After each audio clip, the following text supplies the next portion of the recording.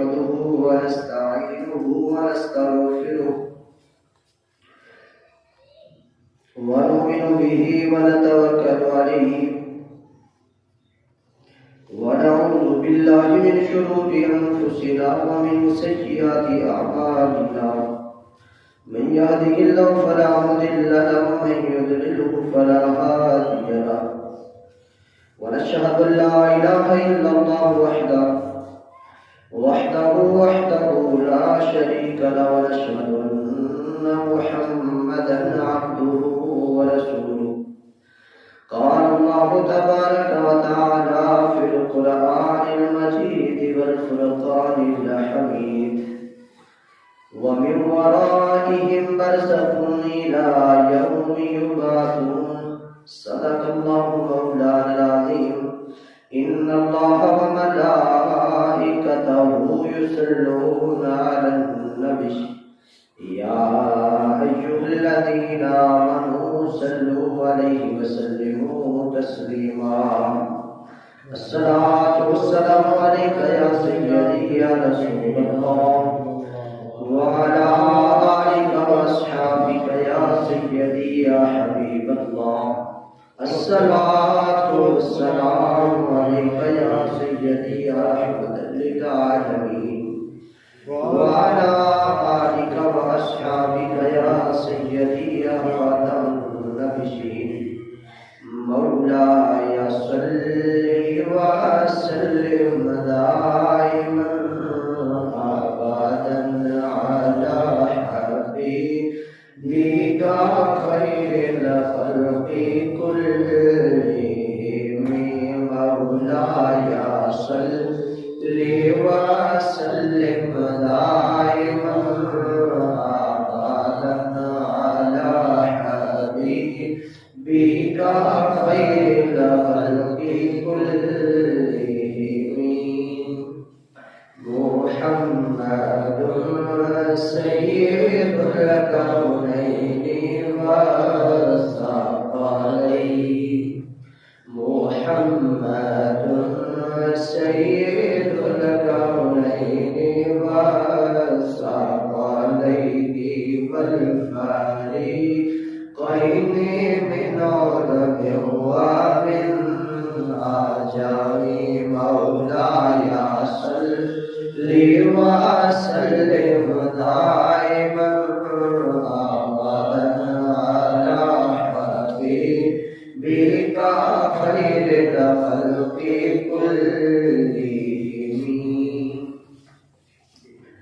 اللہ تبارک و تعالیٰ کی حمد و ثنا کے بعد نبی کریم رؤوف الرحیم احمد مجتبی حضرت محمد مصطفیٰ صلی اللہ علیہ وآلہ وصحبہ وسلم کی ذات اقدس پر درود و سلام کا نذرانہ پیش کرنے کے بعد اللہ وحدہ لا شریک کی ذات بابرکات کا بے پناہ شکر و احسان ہے، اس کی توفیق ہے، اس کا کرم ہے، اس کا فضل ہے کہ اس نے ہمیں آج ایک مرتبہ پھر جمعۃ المبارک کی ان عظیم بابرکت اور فضیلت والی گھڑیوں کے اندر اپنے اس عظیم کارخانہ خدا مسجد میں جمع ہونے کا موقع نصیب فرمایا ہے۔ دعا ہے اللہ رب العزت ہمارا آج یہاں پر آنا، بیٹھنا، ذکر و اذکار کا کرنا اور سننا اور انشاءاللہ نماز جمعہ مبارک کا ادا کرنا، اس سب کو اپنی عظیم المرتبت بارگاہ میں قبول فرمائے اور قبول فرما کر اور ہم سب کو اس کو سن کر سنا کر اس پر عمل پیدا ہونے کی بھی توفیق عطا فرمائے اور آج کی اس ذکر خیر کو اللہ رب العزت ہم سب کے لیے قیامت والے دن ذریعہ نجات بنائے، آمین یا رب العالمین۔ آج کی جمعۃ المبارک کا جو موضوع ہے وہ گزشتہ جمعۃ المبارک کا اگلا حصہ اور آج آخری حصہ ہے نبی کریم علیہ السلام کے برزخی خصائص کے حوالے سے دوسرا جمعۃ المبارک، اور آج ہم اس موضوع کا اختتام کریں گے اور اس کے بعد ایک نیا موضوع شروع کریں گے۔ تو اس حوالے سے آج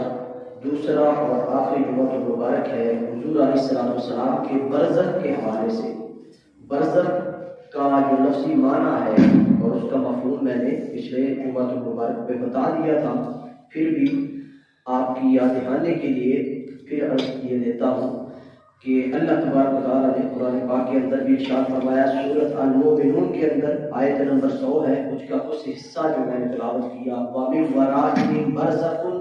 إِلَىٰ يَوْمِ يُبْعَثُونَ، جس میں اللہ تبارک و تعالیٰ نے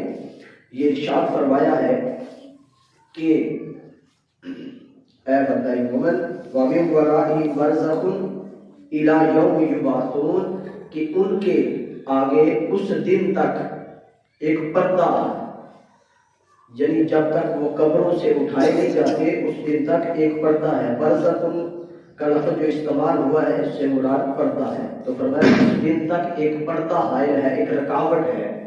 تو اسے ہم کہتے ہیں آسان لفظوں کے اندر کہ عالم شہادت، یعنی جس جہاں میں آج ہم ہیں زندہ ہے، اس کے اور قیامت کے درمیان جو ایک وقفہ ہے اسے عالم برزخ کہتے ہیں، یعنی جو قبر کا جہان ہے، عالم ہے، دنیا ہے، اسے برزخ کہتے ہیں، عالم برزخ۔ تو اس حوالے سے جو نبی کریم علیہ السلام کے خصائص ہیں، خصوصیات ہیں، اور کسی کو حاصل نہیں ہے، یا کسی عام مومن مسلمان کو حاصل نہیں ہے، یا عام انسان کو وہ امتیازات خصوصیات حاصل نہیں ہے جو برزخ کے اندر بھی، عالم برزخ کے اندر بھی، قبر کے اندر بھی حضور کو حاصل ہے، اس کا دوسرا حصہ آج ہم گفتگو کریں گے۔ تو پچھلے جمعہ المبارک میں یہ حصہ رہ گیا تھا کہ انبیاء کرام کے جو حیات قبور ہیں، یعنی قبروں کے اندر ان کا عالم دنیاوی اس زندگی کا جو عالم برزخ کی زندگی ہے وہ کیا ہے، کس طریقے سے ہے، اور وہ کیا کرتے ہیں، اور عام انسان میں اور انبیاء کرام کی قبور کے اندر جب وہ رہتے ہیں تو ان میں اور انبیاء میں کیا فرق ہے۔ تو اس پہ ایک حدیث مبارکہ جو کہ صحیح حدیث مبارکہ ہے، اور امام ابن عدی نے فرمایا کہ اس کی سند میں کوئی نقص نہیں ہے، اور امام حسمی نے فرمایا کہ اس حدیث کے رجال ثقہ ہے، اور امام بہقی نے اسے صحیح قرار دیا ہے۔ حضرت انس بن مالک رضی اللہ تعالیٰ عنہ بیان کرتے ہیں کہ نبی کریم علیہ السلام نے فرمایا کہ انبیاء کرام اپنی اپنی قبروں کے اندر حیات ہے اور وہ نماز بھی پڑھتے ہیں، وہ حیات ہے اور نماز بھی ادا کرتے ہیں، یعنی پڑھتے ہیں۔ تو یہ صحیح حدیث مبارکہ ہمیں مل گئی کہ وہ ایک تو انبیاء کرام قبروں کے اندر بھی زندہ ہوتے ہیں، اور دوسرا وہ عمل کرتے ہیں کہ وہ نماز بھی ادا کرتے ہیں۔ تو آپ نے اور ہم نے دیکھا ہے کہ کوئی بھی انسان یہاں سے چلا جائے تو کئی مرتبہ ایسا ہوا ہے کہ قبر کی جب کھدائی ہوتی ہے تو وہاں سے ہڈیاں ملتی ہیں، وہ ہڈیاں اس بات کا ثبوت ہوتی ہے کہ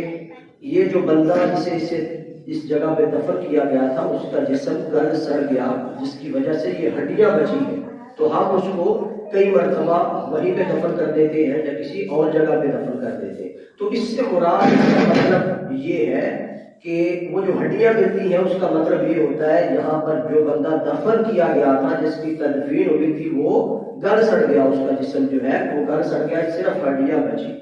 تو پتہ چلا کہ عام انسان، عام بندے کے جو قبر کے حالات ہیں ان میں اور انبیاء کرام کے جو قبر کے حالات ہیں ان میں فرق ہوتا ہے، اس لیے کہ عام انسان جو ہے وہ مر کے مٹی ہو جاتا ہے، اس کا جسم گل سڑ جاتا ہے، لیکن جو نبی ہوتے ہیں، جو انبیاء ہوتے ہیں، جو اللہ کے برگزیدہ اور محبوب ہوتے ہیں، وہ مر کر بھی زندہ رہتے ہیں، یہاں تک کہ صحیح حدیث مبارکہ کے مطابق وہ اپنی قبروں کے اندر نماز بھی ادا کرتے ہیں اور انہیں رزق بھی دیا جاتا ہے۔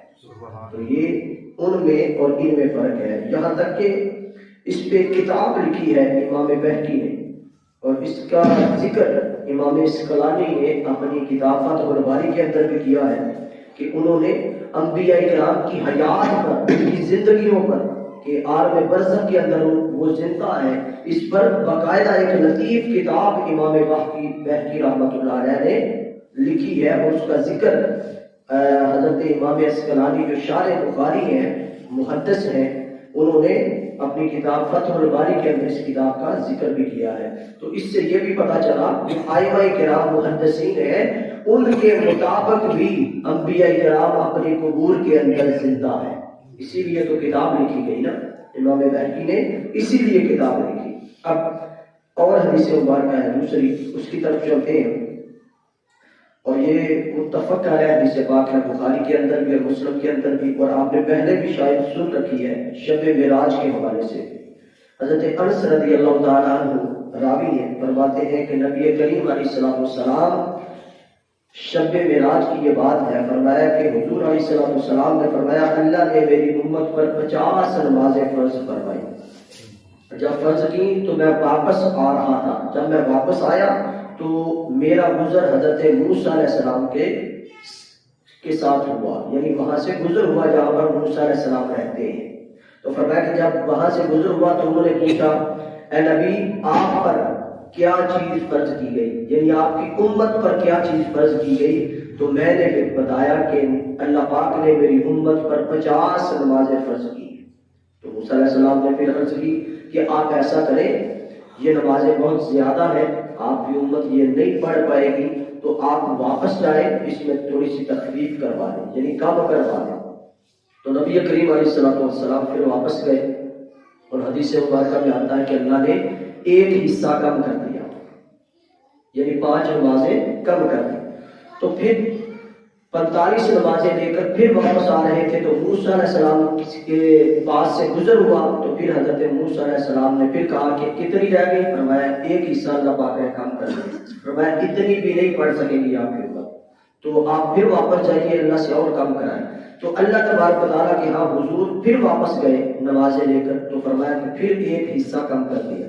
یہاں تک کہ مختصر یہ کہ حضور علیہ السلام جاتے رہے آتے رہے، یہاں تک کہ پھر 5 نمازیں رہ گئی۔ تو حضرت موسیٰ علیہ السلام کے پاس سے پھر گزر ہوا، تو نبی کریم علیہ السلام کو انہوں نے کہا کہ پھر واپس جائے، آپ کی امت 5 نمازیں بھی نہیں پڑھ سکے، 5 نمازیں بھی نہیں پڑھ سکے۔ لیکن اللہ تبارک و تعالیٰ نے حضور نے اس پہ اکتفا کر دیا کہ اس سے آگے کم نہیں کروائی۔ حالانکہ موسیٰ علیہ السلام کی بات بھی صحیح تھی، موسیٰ علیہ السلام کی بات صحیح تھی، آپ مانے یا نہ مانے۔ آج ہم 5 پڑھنے کے لیے بھی پتہ نہیں کون کون سے بہانے تراشتے ہیں کہ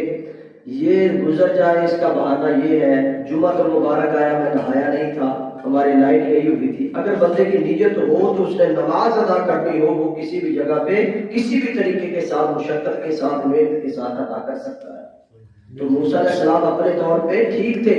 کہ آپ کی امت یہ 5 بھی نہیں پڑھ سکے گی۔ تو حضور علیہ السلام نے فرمایا کہ موسیٰ کہ آپ اگر میں واپس جاتا ہوں تو مجھے حیا آتی ہے، مجھے کیا ہے؟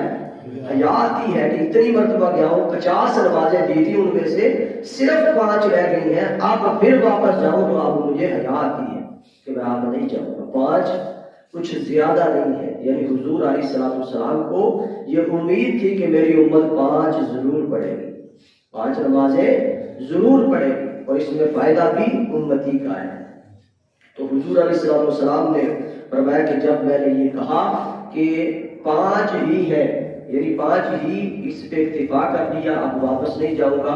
تو اس پر اللہ تبارک و تعالیٰ نے یہ بھی ساتھ فرمایا کہ اے نبی میں اپنے احکام واپس نہیں لیتا، چونکہ 50 نمازوں کی بات ہوئی تھی تو آپ کو کم کر کے آپ کے حیا کے اندر کہ آپ آئے تو میں نے 5 کر کے کم کرتا گیا، یہاں تک کہ 5 رہ گئی، 50 نمازیں تھی، تو میں اپنے احکام واپس نہیں لے سکتا۔ تو اے حبیب آپ کو پروٹوکول یہ ہے، اس کی خصوصیت یہ ہے کہ نمازیں 50 کی تھی لیکن 5 رہ گئی، لیکن اگر آپ کی امت 5 پڑھے گی اس کو ثواب 50 کا عطا کیا جائے گا، 5 پڑھے گی تو ثواب 50 کا ہی دیا جائے گا۔ تو یہ حضور علیہ السلام اور اس امت پہ خاص فضل تعالی ہے۔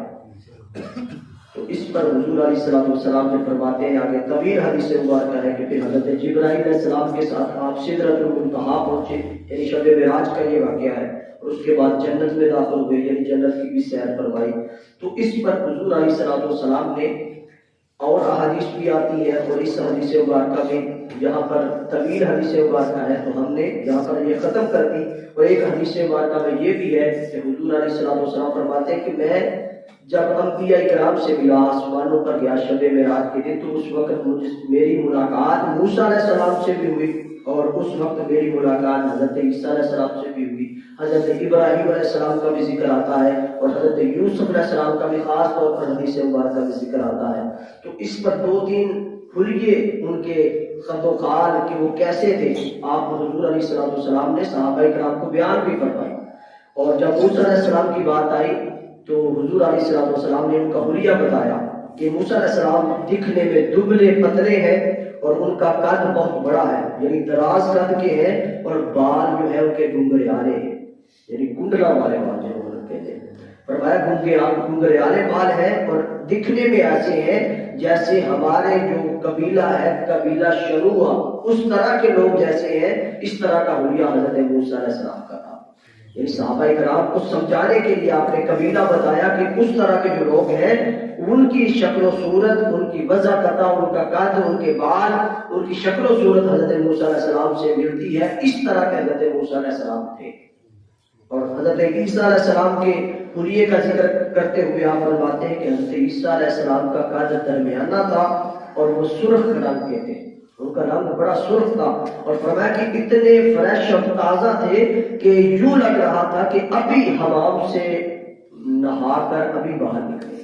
یعنی اتنے تازہ تھے، اتنے فریش لگ رہے تھے کہ ایسے لگ رہا تھا جیسے ابھی غسل خانے سے نہا کر باہر نکلے۔ تو یہ حضرت عیسیٰ علیہ السلام کا آپ حلیہ بیان کریں۔ اور حضرت ابراہیم علیہ السلام کے حوالے سے آپ فرماتے ہیں، آپ نے ساری باتیں ختم کر دی کہ حضرت ابراہیم علیہ السلام آپ کی جتنی اولاد ہے، حضرت ابراہیم علیہ السلام گویا بتا رہے ہیں کہ میں نے آپ کی ساری اولاد کو دیکھا ہے۔ فرما رہے ہیں حضرت ابراہیم علیہ السلام کی جتنی اولاد ہے، ان اولاد میں سے جتنے بھی آپ کے افراد ہیں، جتنی بھی اولاد ہے، ان میں سے جتنا میں ابراہیم علیہ السلام کے مشابہ ہوں کوئی اور نہیں ہے۔ فرمایا کہ میں سب سے زیادہ شکل و صورت میں حضرت ابراہیم علیہ السلام سے ملتا جلتا ہوں، ان سے مشابہ ہوں۔ فرمایا کہ ساری اولاد سے پتا چلا کہ حضور علیہ السلام نے حضرت ابراہیم علیہ السلام کی ساری اولاد کو دیکھا، تو آپ نے فرمایا کہ تمام اولاد میں سے میری شکل و صورت حضرت ابراہیم علیہ السلام سے سب سے زیادہ ملتی ہے۔ تو یہاں پر یہ بھی بات طے ہو گئی کہ حضرت موسیٰ علیہ السلام وہ تو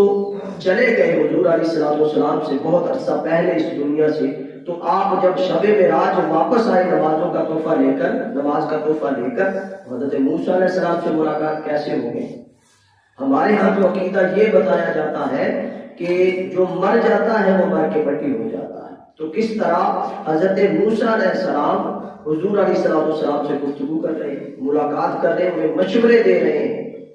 تو اس پر یہ حدیث مبارکہ جو میں نے پہلے عرض کی کہ حضرت انس رضی اللہ تعالیٰ عنہ سے راوی جو حدیث مبارکہ ہے کہ انبیاء کرام جو ہے فرمایا کہ وہ قبور کے اندر زندہ ہیں اور وہ نماز بھی پڑھتے ہیں۔ اور دوسری حدیث مبارکہ جس میں حضور علیہ السلام نے بھی فرمایا کہ اللہ تبارک و تعالیٰ نے انبیاء کے جسموں کو زمین پر مٹی پر حرام کر دیا ہے، وہ کھا نہیں سکتے۔ یہ بہت ساری احادیث جو اس چیز پہ دلالت کرتی ہیں کہ انبیاء کرام کے جو اجسام ہوتے ہیں ان کو مٹی نہیں کھا سکتے، وہ سلامت رہتے ہیں۔ اس لیے حضور علیہ السلام جب گئے تو موسیٰ علیہ السلام اپنی قبر مبارک کے اندر نماز ادا کر رہے تھے اور ملاقات کر رہے تھے کہ انبیاء کرام اور عام انسانوں کی قبور کے اہل برزخ کے اندر جو برزخی حالات ہیں اس میں بھی فرق ہے۔ جس طرح دنیا کے اندر عام مسلمان یا عام انسان نبی جیسا نہیں، اسی طرح عالم برزخ کے اندر بھی عام انسان عام مسلمان نبی جیسا نہیں ہو سکتا۔ ان کے حالات و واقعات جس طرح انبیاء کرام کے ہیں اس طرح کے عام انسان کے نہیں ہیں۔ ان کو خصوصی پروٹوکول حاصل ہے کہ وہ اپنی قبور کے اندر نماز بھی ادا کرتے ہیں اور انبیاء آپس میں ملاقاتیں بھی کرتے ہیں۔ حضور علیہ السلام اور موسیٰ علیہ السلام کی مثال ہم سب کے سامنے ہے۔ تو ہم کبھی بھی ہمیں یہ عقیدہ بتایا گیا تھا کہ وہ بھی ہم جیسے ہیں، حالانکہ وہ ہم جیسے نہیں ہیں، ہم صرف سمجھتے رہے کہ وہ ہم جیسے ہیں، وہ ہم جیسے نہیں ہیں۔ اور ان کا یہ عالم بھی ہم جیسا نہیں ہے، عالم برزخ بھی ہم جیسا نہیں ہے، اور عالم آخرت یوم محشر قیامت کا دن بھی ہمارے جیسا ہوگا نہیں ہوگا۔ ان کو شفاعت کے حق اللہ پاک نے دیے ہیں، ہم تو بے اختیار ہیں، ہمارے پاس کوئی اختیار نہیں ہے۔ تو دوسری حدیث مبارکہ آپ سنیے، حضرت ابو ہریرہ رضی اللہ تعالیٰ عنہ راوی ہے، مستدرک الحاکم کے اندر حدیث مبارکہ ہے، اور امام حاکم نے فرمایا کہ یہ صحیح حدیث پاک ہے۔ حضرت ابو ہریرہ رضی اللہ تعالیٰ عنہ راوی ہے، نبی کریم علیہ السلام نے فرمایا کہ حضرت عیسیٰ ابن مریم عادل حکمران اور منصف امام کے طور پر ضرور اتریں گے۔ یعنی حضور علیہ السلام خوشخبری دے کر جا رہے ہیں کہ حضرت عیسیٰ علیہ السلام کو اللہ پاک نے آسمانوں پہ اٹھا لیا تھا، تو اب آپ حدیث مبارکہ میں بیان فرما رہے ہیں کہ وہ نبی کے طور پہ نہیں اتریں گے، بلکہ ایک عادل حکمران جو انصاف پسند ہوتا ہے، عادل حکمران اور منصف امام کے طور پر زمین پر ضرور اتریں گے۔ اور فرمایا کہ وہ فوری طور پر جب اتریں گے حج یا عمرہ یا دونوں کی نیت کر کے چل پڑیں گے، یا حج کی نیت کریں گے یا عمرے کی، یا فرمایا کہ دونوں کی، حج اور عمرے کی نیت کریں گے، فوراً چل پڑیں گے یہاں تک کہ وہ میری قبر پر ضرور آئیں گے۔ حضرت عیسیٰ علیہ السلام میری قبر پر ضرور آئیں گے، اور فرمایا کہ وہ مجھے سلام کریں گے۔ کیا کریں گے؟ مجھے سلام کریں گے، اور حضور فرماتے ہیں کہ جب وہ سلام کریں گے تو میں ان کے سلام کا ضرور جواب دوں گا، ان کے سلام کا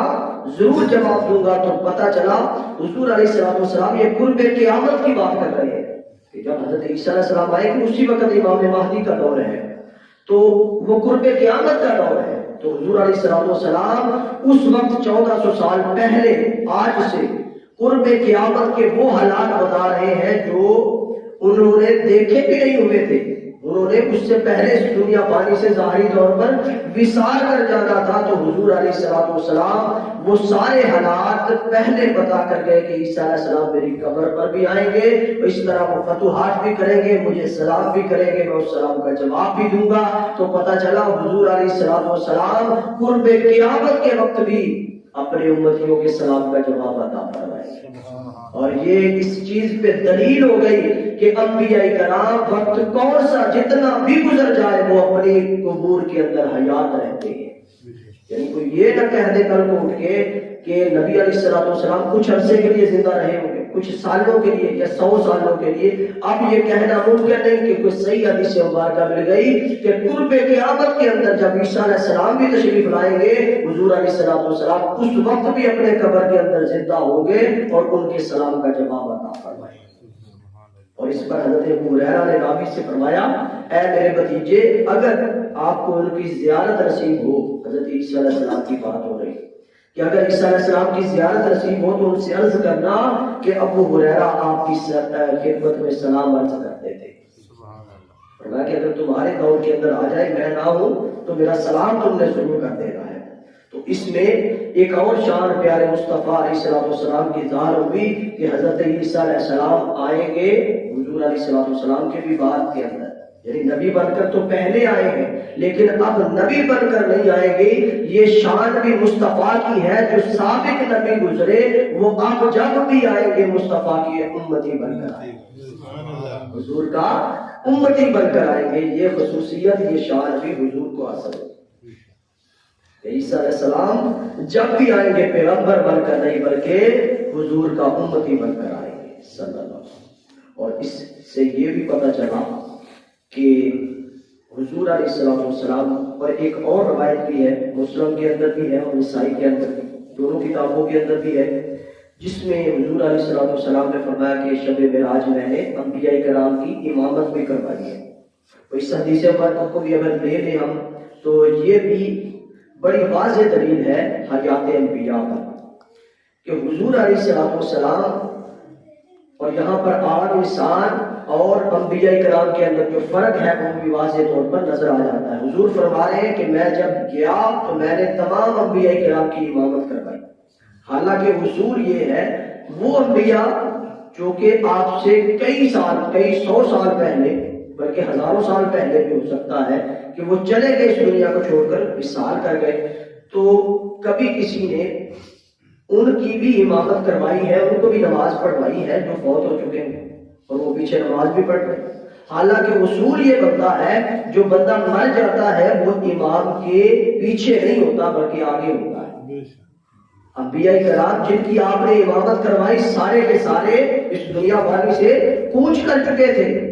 چلے گئے تھے، وصال کر لیا تھا ظاہری طور پر. تو چاہیے تھا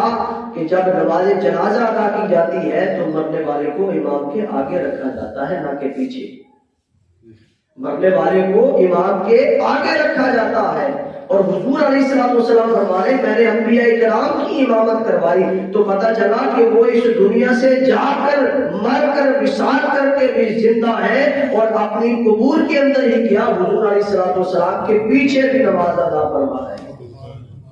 اور ہم مر کے مٹی ہو جاتے ہیں اور ہم پھر بھی باتیں کرتے ہیں نہیں مصطفیٰ ہمارے جیسے تھے، اس طرح کے کھاتے پیتے تھے، اس طرح کا ہی سب کچھ کرتے تھے، وہ بھی پیشاب کرتے تھے، ہم بھی کرتے تھے. یعنی ساری باتیں وہ انسان کی عقل سے سوچتے ہیں. اور میں 100 مرتبہ کہتا ہوں، 1000 مرتبہ کہتا ہوں، جب بھی مصطفیٰ کی شان کا اندازہ لگانا ہو اپنی ناقص عقل کے مطابق نہیں، اپنی ناقص عقل کے مطابق نہیں. جو شان مصطفیٰ کو اللہ پاک نے عطا فرمائی ہے اس شان کو ذہن کے اندر رکھ کر حضور کے مقام کا اندازہ لگائے، پھر آپ کو شان مصطفیٰ کی سمجھ آئے گی. اب تیسری حدیث مبارکہ کہ حضور علیہ السلام پر درود پاک پیش کیسے کیا جاتا ہے قبور کے اندر. تو پچھلے جمعہ المبارک میں یہ بتا دیا تھا کہ صحابہ کرام نے پوچھا کہ آپ کے وصال کے بعد کیسے پیش کیا جائے گا. تو آپ نے بتا دیا تھا کہ انبیاء کرام کے جسم سلامت رہتے ہیں، ان کو مٹی نہیں کھاتی، تو فرشتے مجھے پہنچائیں گے. اب یہاں پر یہ بتا دیا کہ فرشتے کیسے پہنچائیں گے، وہ کیسے پیش کرتے ہیں. مسند بزار کے اندر، ابن حبان کے اندر روایت ہے، امام حیثمی نے کہا کہ میں ایک راوی کو نہیں جانتا اس کے، باقی تمام راوی ثقہ ہیں. اور حضرت عمار بن یاسر اس کو روایت کرتے ہیں کہ نبی کریم علیہ السلام نے فرمایا بے شک اللہ تعالیٰ نے میری قبر پر ایک فرشتہ مقرر کیا ہوا ہے، اس کی ڈیوٹی لگائی ہوئی ہے، جسے اللہ نے تمام مخلوقات کی آوازیں سننے اور سمجھنے کی طاقت عطا فرمائی. یعنی تمام کائنات کے اندر، دنیا کے اندر جو جس زبان سے چاہے مجھے اگر مخاطب کرنا چاہے، سلام کرنا چاہے، درود پاک پڑھنا چاہے، تو اللہ پاک نے فرشتہ مقرر کر دیا، اس کی ڈیوٹی ہے، اور اسے یہ قوت اور اختیار دے دیا ہے کہ وہ ہر طرح کی زبان سنتا بھی ہے اور سمجھتا بھی ہے. فرمایا کہ اس کی ڈیوٹی لگائی ہوئی ہے. اور فرمایا کہ پس روز قیامت تک جو بھی مجھ پر درود پاک پڑھے گا، قیامت تک کے لیے جو بھی مجھ پر درود پاک پڑھے گا، وہ فرشتہ درود پڑھنے والے کا نام اور اس کے والد کا نام مجھے پہنچائے گا. پچھلے جمعہ مبارک میں نے یہ بات کی تھی، اور اس حدیث مبارکہ میں آپ کو اس کی دلیل بھی مل گئی، جواب بھی مل گیا. میں نے کہا تھا کہ یہ سارا نام مال جب پیش کیا جاتا ہے تو یقیناً ہمارا نام، ہمارے والد کا نام کہ فلاں بن فلاں نے درود بھیجا ہے. تو یہ میں نے جملہ کہا تھا. تو اس حدیث مبارکہ میں یہ واضح ہو گیا کہ جب ہم درود پاک پڑھتے ہیں تو فرشتہ یہ کہتا ہے حضور فلاں ولد فلاں نے آپ کو درود بھیجا ہے، یعنی آپ کا نام بھی پیش ہو جاتا ہے اور آپ کے والد محترم کا نام بھی پیش ہو جاتا ہے. اور پھر عرض کرے گا وہ فرشتہ یا رسول اللہ فلاں بن فلاں نے آپ پر درود بھیجا ہے، یعنی سارا کلیئر کر دیا. یعنی اس کا نام بھی آتا ہے، اس کے والد کا نام بھی آتا ہے، فلاں بن فلاں، فلاں بن فلاں. تو بس پتہ چلا کہ اس بارگاہ کے اندر جو بڑی معتبر بارگاہ ہے، جو بڑی عظیم بارگاہ ہے، جو بڑی ادب والی، عزت والی، مقام والی بارگاہ ہے، اس بارگاہ کے اندر ہم نکموں کا نام بھی پہنچ جاتا ہے. یہ تھوڑی سعادت کی بات ہے کہ جب ہم درود پڑھتے ہیں تو ہم نکموں کا، گناہگاروں کا درود پاک پڑھنے کی وجہ سے نام حضور کی کچہری میں چلا جاتا ہے، حضور کی بارگاہ میں چلا جاتا ہے کہ حضور اس آپ کے گناہگار امتی نے جو خدا کا بیٹا ہے درود پاک بھیجا ہے. آج اتنی مرتبہ درود پاک پڑھا ہے، اتنی مرتبہ بھیجا ہے. تو یہ سارا کا سارا درود پاک جب پیش کیا جاتا ہے تو ہمارے والدین کا نام بھی اس میں جاتا ہے. تو ہمارے والدین چاہے حیات ہو یا اس دنیا سے گزر جائے، تو ہمیں چاہیے کہ درود پاک پڑھنے سے جب ہمارا نام پیش ہو، ہمارے والدین کا نام پیش ہو، تو پھر وہ اور بھی ان کو زیادہ سکون ملے گا، چاہے وہ دنیا کے اندر ہے یا چلے گئے ہیں. حضور کی کچہری میں آپ کے والد کا نام آ جائے تو اس سے بڑی بات اور کیا ہوگی. اس لیے اگر والدین حیات ہیں جب چلے جاتے ہیں، اس دنیا سے چلے گئے ہیں، تو پھر بھی درود پاک پڑھنے سے آپ کے نام کے ساتھ آپ کے والد کا نام حضور کی کچہری میں پیش ہو جاتا ہے۔ تو یہ ان کے لیے بھی سعادت کی بات ہے کہ جو اس دنیا سے چلا جاتا ہے، جن کے والدین دنیا سے چلے گئے، جب وہ درود پاک پڑھتے ہیں تو ان کے درجات بلند ہوتے ہیں کہ حضور پر آج فلاں بن فلاں نے، فلاں کے بیٹے نے اتنا درود پاک پڑھا ہے۔ تو یہ بھی پتہ چل گیا۔ اور ایک اور چیز بھی کہ جب درود پاک فرشتوں کی ڈیوٹی ہے، تو ایک حدیث مبارکہ میں آتا ہے کہ 70,000 فرشتے صبح کو اترتے ہیں روزہ مبارک پر، 70,000، اور وہ درود پاک پڑھتے ہیں اور اپنے پروں کو حضور کے روزہ سے مس کرتے ہیں، لگاتے ہیں فیض یاب ہونے کے لیے۔ تو فرماتے ہیں کہ 70,000 شام کو ڈیوٹی ختم ہوتی ہے، پھر 70,000 اور آتے ہیں، یہ چلے جاتے ہیں، یہ چلے جاتے ہیں۔ اور فرمایا کہ جب قیامت کا دن ہوگا، حضور فرماتے کہ میری قبر اگر شک ہوگی تو اس دن بھی وہ 70,000 ملائکہ کے جرمٹ میں باہر تشریف لاؤں۔ یہ حضور کی شان ہے۔ اور اس میں ایک اور بات بھی ہمیں واضح ہو گئی کہ یہ جو فرشتہ ہے نا، جس کی ڈیوٹی لگائی ہے کہ کسی زبان کے اندر بھی اگر کوئی میرا امتی درود پاک مجھے پہنچاتا ہے، پڑھتا ہے، تو یہ فرشتہ ہر زبان کے اندر، ہم پڑھتے ہیں نا مصطفیٰ جان رحمت پہ لاکھوں سلام، اگر آپ کو کوئی کہہ دے، اعتراض کر دے کہ یہ زبان تو حضور جانتے نہیں ہوں گے، وہ تو عربی زبان ہے، آپ اردو پڑھ رہے ہیں، تو اس حدیث مبارکہ سے یہ بھی واضح ہو گیا کہ اللہ پاک نے فرشتے کی ڈیوٹی لگا رکھی ہے کہ کوئی کس زبان میں بھی حضور پہ درود پڑھے، جس زبان کے اندر بھی درود پڑھے، اس فرشتے کی ڈیوٹی ہے کہ اس نے اس کو سمجھنا بھی ہے، حضور تک پہنچانا بھی ہے۔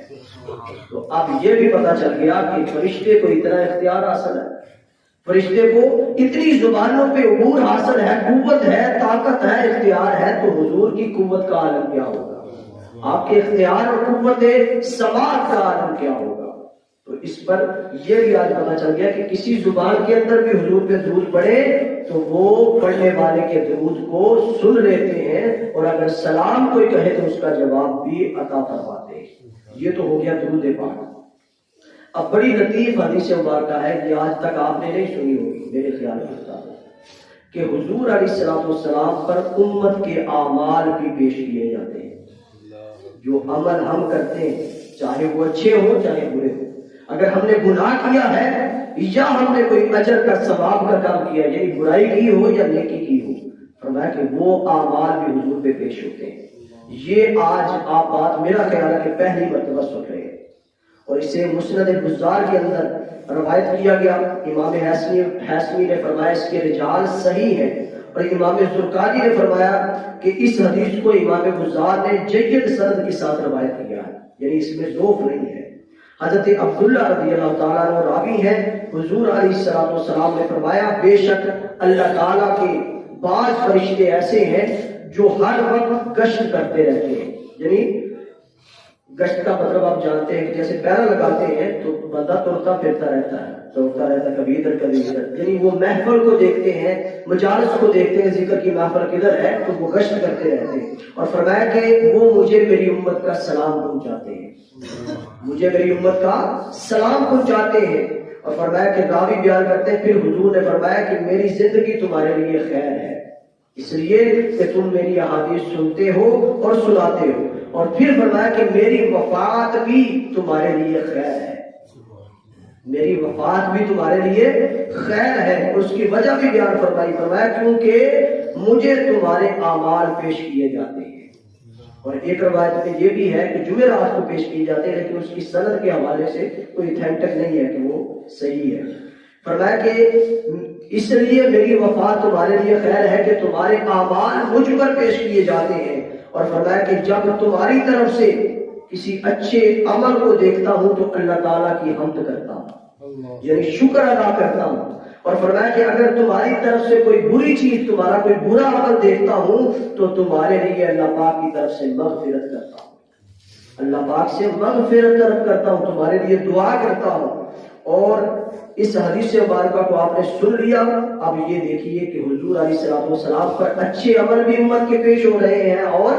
برے عمل بھی پیش ہو رہے ہیں، اور اس پر حضور علیہ السلام فرما رہے ہیں کہ میں اگر برے عمل ہوں تو میں اس کے لیے دعائے مغفرت کرتا ہوں، کہ اللہ اس کو بخش دے، اس کو معاف کر دے، یہ میرا امتی ہے، اس سے گناہ ہو گیا، اس سے غلطی ہو گئی۔ اور اگر کوئی اچھا عمل کرتا ہے تو حضور خوش ہوتے ہیں، اللہ پاک کا شکر ادا کرتے ہیں۔ دونوں چیزیں آ گئی۔ یہاں پر حضور اپنے امتیوں سے واقف ہے، حضور اپنے امتیوں کے عملوں سے واقف ہے اور دعائیں مغفرت کرتے ہیں، یہاں تک کہ قبر کے اندر بھی حضور جا کر اپنے امتیوں کو آج تک بھولے نہیں ہیں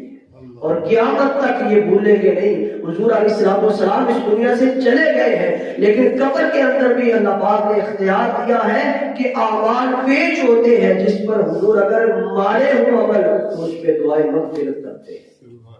اور دوسری بات یہ ہے کہ اس لیے فرمایا تھا کہ میری وفات بھی امت کے لیے خیر ہے، اس لیے کہ حضور قبر میں جا کر بھی جب اعمال پیش ہوتے ہیں تو اگر اعمال ماڑے ہو تو ان کے لیے مغفرت کرتے ہیں، اور اس لیے حضور علیہ السلام وفات کے بعد بھی دعا کر کے اپنے امتی کو فائدہ پہنچا رہے ہیں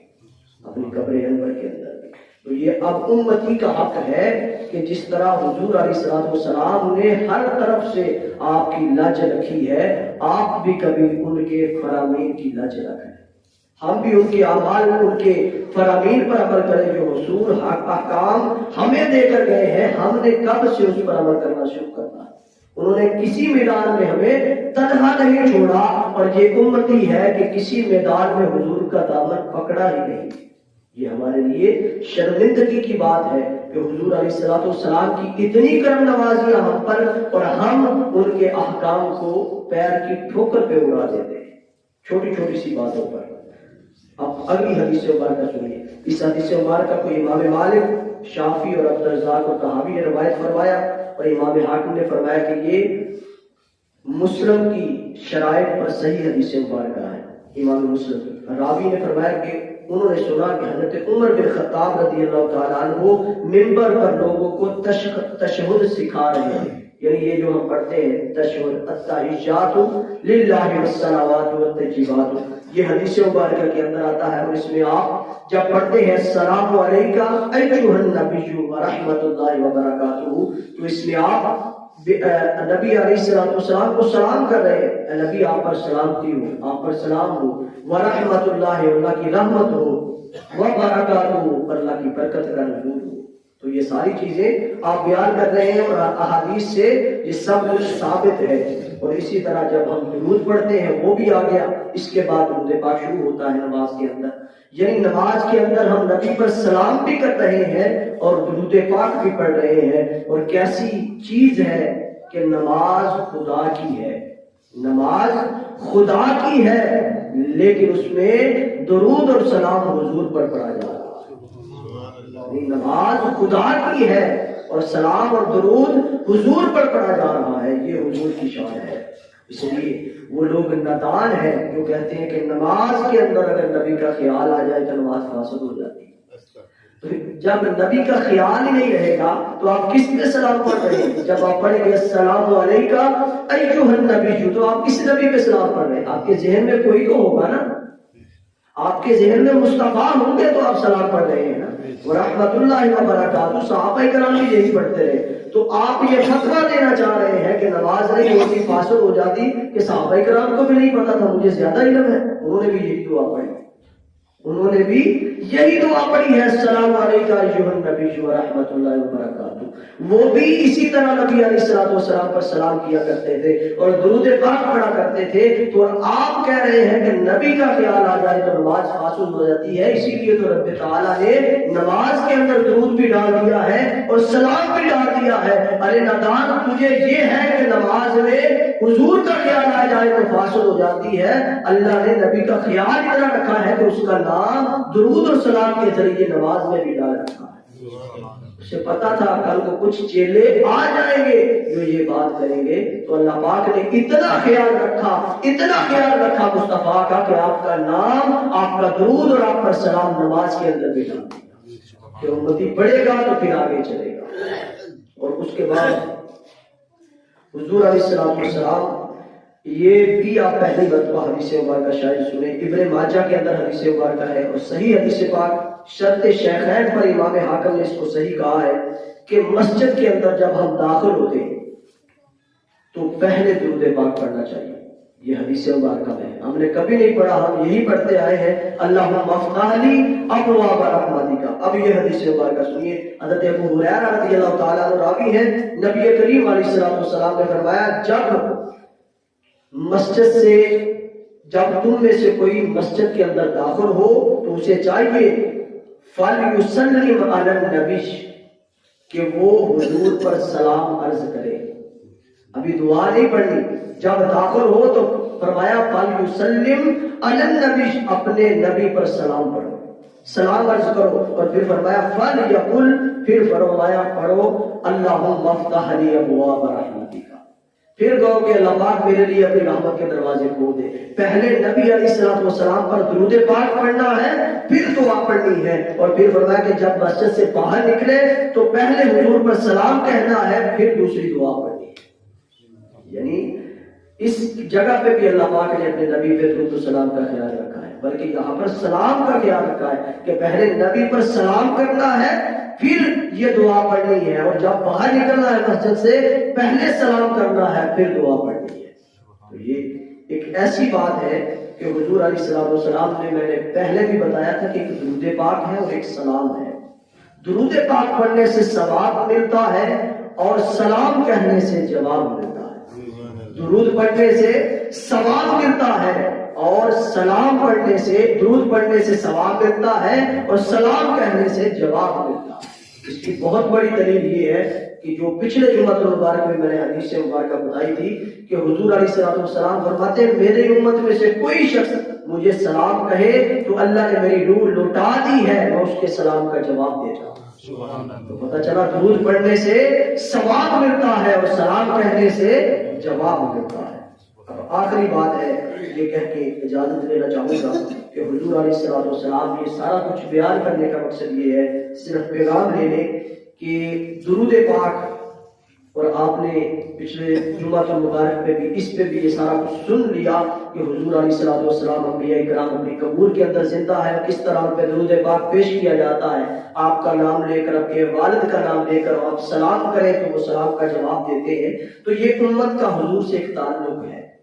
امتی کا حضور سے ایک تعلق ہے۔ تو آج کے اس دور کے اندر اس عقیدے کو ختم کیا جا رہا ہے، حضور کے در سے امتیوں کو بیگانہ بنایا جا رہا ہے، حضور سے تعلق کو ختم کیا جا رہا ہے۔ تو اس بیان کا مقصد یہ ہے، بیان کرنے کا مقصد یہ ہے، پیغام یہ ہے کہ اس مقصد کو کبھی نہ چھوڑے۔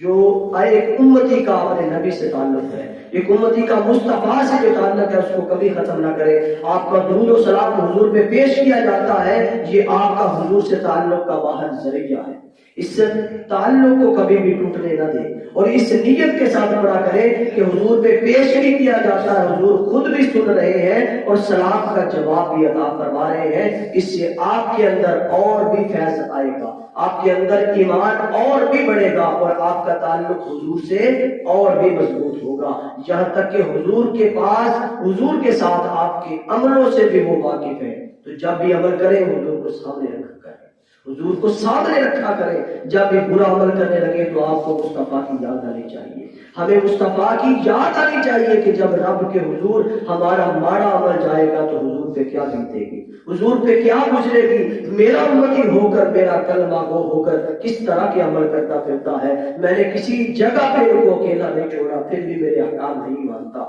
تو کوشش کریں، حضور علیہ السلام نے جو احکام دیے ہیں، جو دین دے کے گئے ہیں، اسلام دے کے گئے ہیں، اس پہ عمل پیدا ہو تو وہ خوش ہو جائیں گے۔ جب اچھا عمل پہنچے گا تو وہ راضی ہو جائیں گے اور اللہ سے شکر ادا کریں گے۔ بس اپنے تعلق کو حضور سے اور بڑھائیں، اس کو ختم نہ ہونے دیں۔ یہی عقیدہ ٹھیک ہے، یہی درست ہے۔ اللہ پاک سب کی خیر فرمائے۔ وآخر دعوانا ان الحمد للہ رب العالمین۔